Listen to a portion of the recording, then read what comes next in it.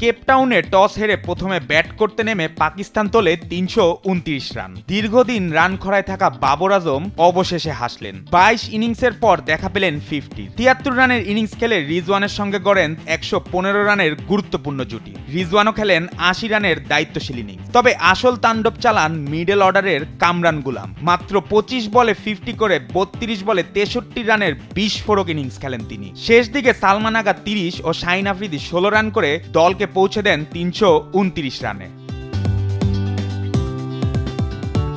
জবাবে দক্ষিণ আফ্রিকার ইনিংস তাসের ঘরের মতো ভেঙে পড়ে। ৩৩০ রানের লক্ষ্য তাড়া করতে নেমে নিয়মিত বিরতিতে উইকেট হারায় দক্ষিণ আফ্রিকা। দলের হয়ে একমাত্র লড়াই চালিয়ে যান হাইনরিক ক্লাসেন। ৭৪ বলে ৯৭ রানের ঝড়ো ইনিংস খেললেও প্রোটিয়াদের ২৪৮ রানে গুটিয়ে যাওয়া ঠেকাতে পারেননি। পাকিস্তানের হয়ে শাহিন আফ্রিদি নেন ৪ উইকেট এবং নাসিম শাহ নেন ৩ উইকেট। এই জয়ে টানা ৫ সিরিজ জয়ের ইতিহাস গড়েছেন রিজওয়ানের দল। অন্যদিকে জিম্বাবুয়েকে ৩৩২ রানে হারিয়ে নিজেদের ওয়ানডে ইতিহাসে সবচেয়ে বড় জয়ের রেকর্ড গড়েছে আফগানিস্তান। প্রথমে ব্যাট করতে নেমে উদ্বোধনী ব্যাটার সেদিকুল্লাহ আতালের সেঞ্চুরিতে ৬ উইকেটে ১৮৬ রান তুলে আফগানিস্তান। সেদিকুল্লাহ ১০৪ রান করেন। তাকে সঙ্গ দিয়ে আরেক ওপেনার আব্দুল মালিক করেন ৮৪ রান।